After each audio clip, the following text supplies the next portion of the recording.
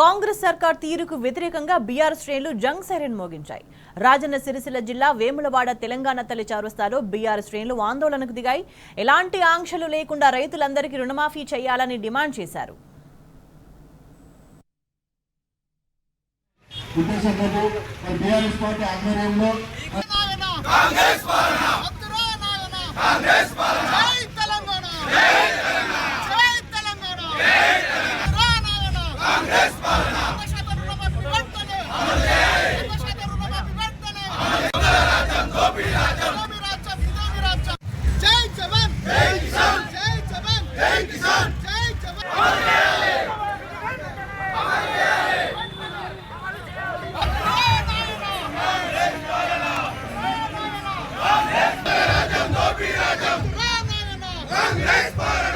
party